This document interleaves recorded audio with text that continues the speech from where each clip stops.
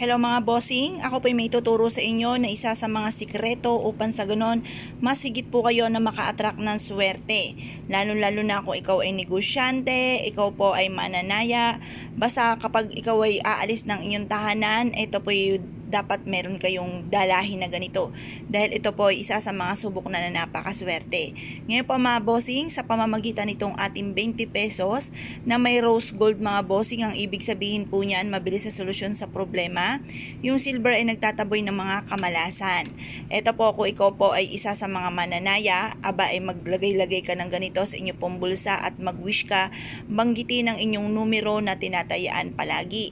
At ito namang ati pong bawang, kailangan laging fresh po siya para lagi kayong maswerte. Kasi once na ito yun na, ito po instead na kaswertehan, maaaring panay kamalasan, panay mga pagsubok ang inyong pagdadaanan at hindi ka mananalo ng malaking halagang pera. Kaya dapat meron kang ganito. Kung kayo po ay naniniwala at nais nyo pong gawin po ito, ang proseso po nito ay ganito. Kayo po ay kumuha ng 20 pesos, hugasan nyo muna ito sa tubig. Pag ito po ay nahugasan nyo na, ibilad nyo muna sa sinag ng araw. Pagkatapos niyan, kumuha ka mga bossing ko ng isang butil ng ating bawang. At pagkatapos po niyan, harap ka sa may silangan. Mag-wish ka, sabihin nyo po sa pamamagitan ng pampaswerteng ito, ako ay kakapitan ng swerte, mananalo ko ng jackpot, or kaya sa akin negosyo ako lagi magkakaroon ng maraming benta, magkakaroon ako ng maraming customer at magpapabalik-balik ito sa akin. Yung ganun mga bossing, or kaya po hindi na ako mamalasin, hindi na ako magkakaroon ng karamdaman. Lahat ng miyembro ng pamilya ay suswertihin.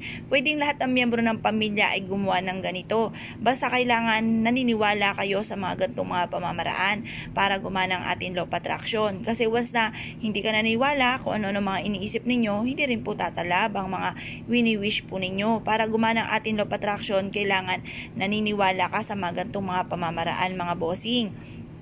Ngayon pa mga bossing, mag-wish ka na ng lahat ng gusto ninyo. Halimbawa, gusto ko magkaroon ng sports car, gusto ko magkaroon ng malaking bahay na sarili, gusto ko magkaroon ng mga bagay na matagal ko nang pinapangarap, gusto ko magkaroon ng mga magagarang damit, gusto ko mabili lahat ng mga pangangailangan ng aking buong pamilya. Ganon ang pag-wish mga bossing. At pagkatapos mga bossing ko, ilalagay nyo po ito sa isang pouch na kulay pula or kaya sa isang ziplock. Basta hindi po hahalo itong ating barya sa mga barya po ninyo na panggastos. Kailangan special po siya mga bossing. Ngayon po mga bossing, kung kayo po naniwala at nais po itong gawin, subukan nyo po ito. Basta gawin nyo po ito sa umaga mga bossing ko at huwag kang gagawa ng pampaswerte sa gabi. Mas maina mga bossing ko ay sa umaga. Kasi sa umaga mga bossing ko, ang sinag ng araw ay pataas.